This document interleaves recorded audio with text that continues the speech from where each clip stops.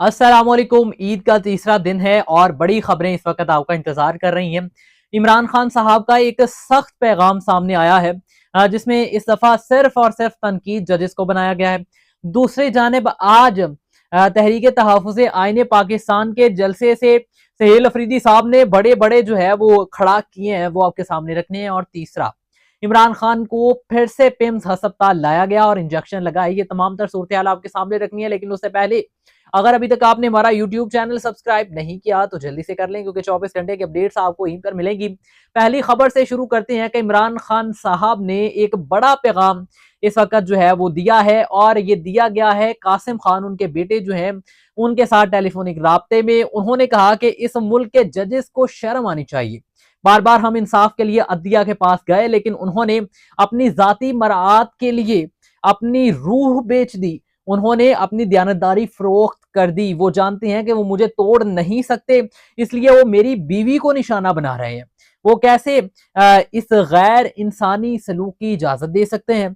जो बुशरा बीबी के साथ किया जा रहा है, वो सिर्फ मुझे ब्लैकमेल करने की कोशिश कर रहे हैं। वो दिन के 24 घंटे तन्हाई में रहती हैं। बुशरा बीबी की बात हो रही है। और इमरान खान साहब के मुताबिक सवाए हफ्ते में 30 मिनट मेरे साथ मुलाकात की इजाजत दी जाती है उनको, और वो भी कभी कभार जो है उसमें खलल डाल दी जाती है, और वो भी करने नहीं दी जाती 30 मिनट की मुलाकात, और वो भी अक्सर नजरअंदाज कर दी जाती है। इस्लाम में खवातीन, बच्चों और बुजुर्गों को नुकसान पहुंचाना हराम है। जदीद मुआशरे में इंसाफ के जिम्मेदार होते हैं, इन्हें अपने आप पर शर्म आनी चाहिए। इमरान खान साहब ने पहले जो है वो आपने देखे होंगे उनके ट्वीट्स, कभी सैयद जनरल आसम मनीर साहब को निशाना बनाया जाता है, कभी जो है वो अफगानिस्तान के हवाले से बात की जाती है, तो कभी जो है वो पीटीआई के हवाले से बात की जाती है। लेकिन इस दफा ना तो उन्होंने अपनी पीटीआई पे तनकीद की, और ना ही उन्होंने अफगानिस्तान के हवाले से कोई बात की, और ना ही उन्होंने ईरान के हवाले से कोई बात की, और ना ही उन्होंने फील्ड मार्शल और हुकूमत पर कोई तनकीद की है। लेकिन इस दफा सारे का सारा महवर जो था उनका, वो तकरीबन और तकरीबन जो है वो जजेस के ऊपर था। यानी कि 4-5 हिस्से गायब और सिर्फ एक हिस्सा इमरान खान साहब का जो है वो जिसपे उन्होंने बात की है। बाकी उन्होंने सभी चीजों को नजरअंदाज कर दिया है जो वो पहले किया करते थे। अब जो है वो इसके साथ साथ अब मुख्तलिफ चीजें भी फिर सामने आना शुरू हुई, और बहुत सारे सवालात भी उठने शुरू हुए। ये कैसे हो सकता है कि इमरान खान साहब जो है वो कोई बात करें और फिर उससे पीछे भी हट सकते हैं वो, और क्योंकि यू टर्न भी इमरान खान साहब के बहुत सारे मशहूर है ना, तो इससे लोगों ने ये सोचना शुरू किया है कि क्या मामला नॉर्मलाइज होने की तरफ जा रहे हैं। लेकिन क्या मामला वाकई नॉर्मलाइज होने की तरफ जा रहे हैं, ये थोड़ा सा आगे चल के आपको बताता हूँ। उससे पहले दूसरी खबर की जाने बढ़ते हैं, और आपको बताएं कि इमरान खान साहब को रात गए पिम्स अस्पताल में तीसरा इंजेक्शन लगवाने के लिए लाया गया है।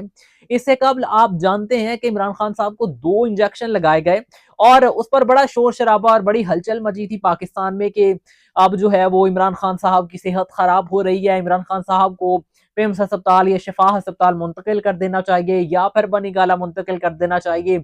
और इसके बीच में फिर ये भी बातें सामने आना शुरू हुई कि इमरान खान साहब को और पीटीआई को बहुत सारी ऑफर्स दी जा रही हैं, जिसमें ये भी कहा गया कि इमरान खान साहब और पीटीआई को ये भी ऑफर दी जा रही थी कि आप जो है वो मामलात को नॉर्मलाइज करें, पीटीआई वापस पार्लियामेंट में आए और अपने मामलात जो है वो दोबारा से ठीक तरीके से हुकूमत के साथ चलाए। तो इसमें आपको 2-3 चीजें मिलेंगी, जिसमें इलेक्शन कमीशन सारे का सारा चेंज कर देंगे, उसका अमला चेंज कर देंगे। उसके साथ साथ 1 साल कबल इलेक्शंस हो जाएंगे, इमरान खान को अदालती रिलीफ मिलना शुरू हो जाएगा।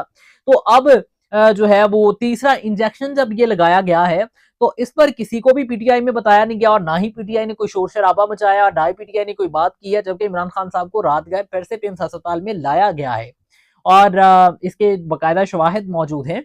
तो इसके बावजूद भी अब क्या, जब पीटीआई कोई बात ही नहीं कर रही, और ऊपर इमरान खान साहब ने भी जो पैगाम दिया है कासिम खान के थ्रू, वो तो जजेस के ऊपर तनकीद का है, और उसके अलावा उन्होंने अपनी बुशरा बीबी के हवाले से बात की है। तो क्या अब वाकई मामला नॉर्मलाइज होने जा रहे हैं? थोड़ा सा आगे आए और आपको मैं बताऊं कि आज जो है वो 23 मार्च है चुके, और इस हवाले से तहरीक तहफ़्फ़ुज़ आईन पाकिस्तान का जुलूस था, इजलास था, जिसमें जो सहेल अफरीदी साहब हैं उन्होंने शिरकत की, और उन्होंने तकरीर की, जिसमें उन्होंने कहा कि 23 मार्च 1940 को करारदाद पाकिस्तान पेश हुआ था। तब से लेकर अब तक ना इंसाफ मिला है, और ना ही मिल रहा है। इससे पहले भी हम अंग्रेजों की जो है वो पुष्ट पनाही और उसके अलावा अंग्रेजों की गुलामी करते रहे हैं, और इस दफा भी हम अभी भी हम अंग्रेजों की गुलामी कर रहे हैं 1947 से लेकर अब तक।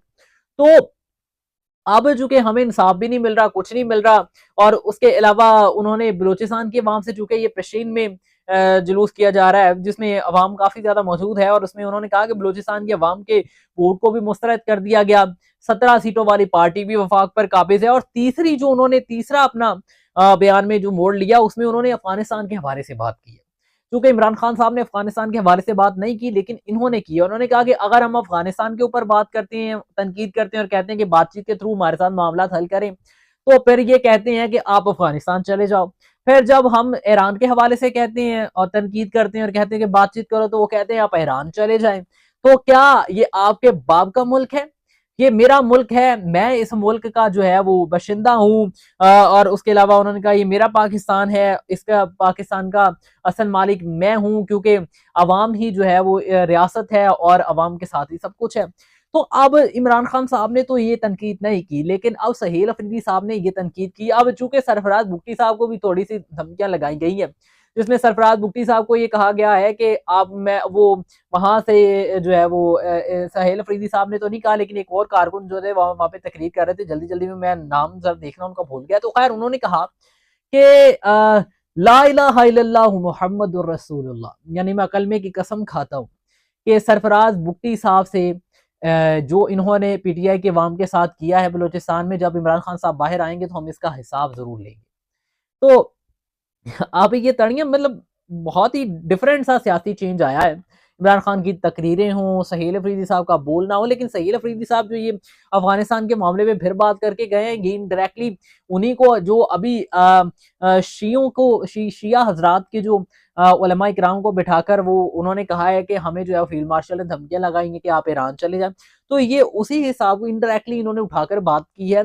तो क्या अब इनका, जब इमरान खान साहब यानी कि इनके कायद बात नहीं कर रहे इस चीज पे, वो फील्ड मार्शल को निशाना नहीं बना रहे तनकीद का, तो क्या इनका बनाना जरूरी है अब इस टाइम पे? क्या इससे मामला खराब नहीं हो जाएंगे? ये बड़े सियासी सवाल जो है वो पैदा हो रहे हैं।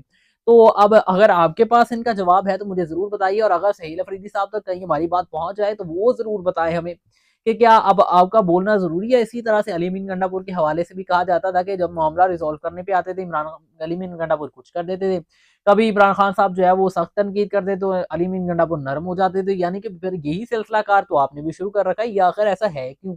इसका जवाब जरूर दीजिएगा। इसी के साथ साथ मुझे इजाजत भी दीजिएगा। अल्लाह हाफिज।